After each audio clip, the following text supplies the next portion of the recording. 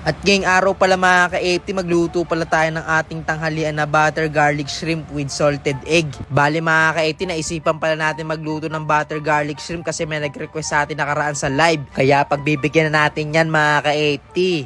Let's G! At ngayong araw pala mga ka-80, nandito pala tayo sa palengke ng Magra sa GMA. Yan, bali bumili pala tayo ng 1 kilong hipon. Tas yan, dinagdagan pa ni ate. Tas to yung okay na, syempre uwi na tayo mga ka-80. Yan, bali nalinisan ko na pala yung mga ka-80. Tas yan, rektang ihiwa na tayo ng bawang. Bali mga ka-80, 4 na ulo pala ng bawang yan. Tas yan, lagay lang natin sa garlic skirt natin. Yan, gilingin lang natin ng pinong-pino yan. Pero bahala kayo mga ka-80. Tas to, siling green. Yan, hiwain lang natin ng paganyan-ganyan. Yan, onting ingat lang kasi mainit sa kamay yan. Tas ito, kakailangan rin pala natin ng salted egg, 2. Tas lagay lang natin sa mangkok na maliit. Tas yan, tanggal-tanggal na natin. Tas dudurog-durugin natin yung mga ka-80. Tas ito pala mga ka-80, habang nagdudurog tayo, shoutout muna tayo kila JR Salarsa, John Vic Binato, Jericho Ayudtod, Robert Galban, AJ Villanueva, Romel Fernandez, JP Reyes. At shoutout din pala mga ka-80 sa mga player ko sa Talpakan ha. Mortamasa sa inyong mga bossing, yung galingan nyo. Tapos to pala mga ka-80, balik na pala tayo dito sa pagluluto natin ng butter garlic shrimp. Siyempre, nag-isa lang pala tayo ng bawang, tapos papalo up pa natin ng siling green. Tapos yung okay na mga ka-80, yan, lagyan natin ng dairy cream. Yung malaki, itong isang bloke mga ka-80. Tapos yan, pag wala kayong ganyan, hindi kahit star margarine, pero bahala kayo. Tapos to, follow upan natin to ng mga hipo natin. Tapos ito yung dinurog natin kanina na salted egg. Tapos yan, halu-haluin lang natin yung mga ka-80 hanggang sa madurog. Tapos ayan, onting luto-luto lang.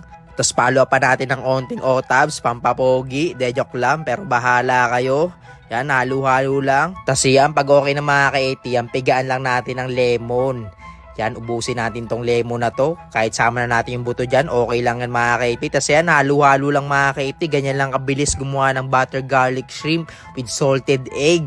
Yan, medyo matagal nga lang kasi nagbablog tayo. Tapos yan, lang natin ng paminta.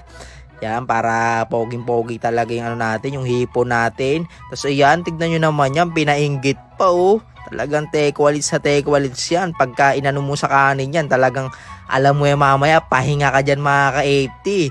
Tapos iyon, tignan nyo naman yan oh. Tol, kuha na ng kanin kasi luto na to mga ka-80. Siyempre dating gawin mga ka-80, kukuha tayo ng kanin. Yan, para ma-legit check natin, kuha tayo ng kanin. Yan, tas iyan, lagay na natin tong hipo natin na niluto. Tignan nyo naman yan, nakakagigil talaga to. Kung pwede nga lang araw-araw ganito ulam po, talagang di ako magsasawa sa gantong ulam. Kaso hindi pwede, baka ma-high blood tayo nyan. Tapos to, si Kirby, pinusuan pa yung hipon mga ka-80, napakatindi ng pagkakalagay. Tapos siyempre, simulan na natin yan. First bite. Yun, napakasarap mga ka-80. Sipsipin natin ang ulo para, ay talaga, alam nyo yan, kung hipon lover kayo, pag sinipsip nyo yung ulo, napakasarap nyan. So, syempre, dating gawi, yan talagang yung mga nanonood talaga sa akin dyan, alam na nila na hindi ako nagbabalat ng hipon. Alam nyo yan, syempre di na tayo nakapagpigil, magkakamay na tayo mga ka-80 para matindihan talaga yung kainan natin dito. Walang makakapigil, tas ayan na. Yan, banat-banatan natin, wala nang balat-balat yan. Tapos to, tanggalin lang natin yung ulo.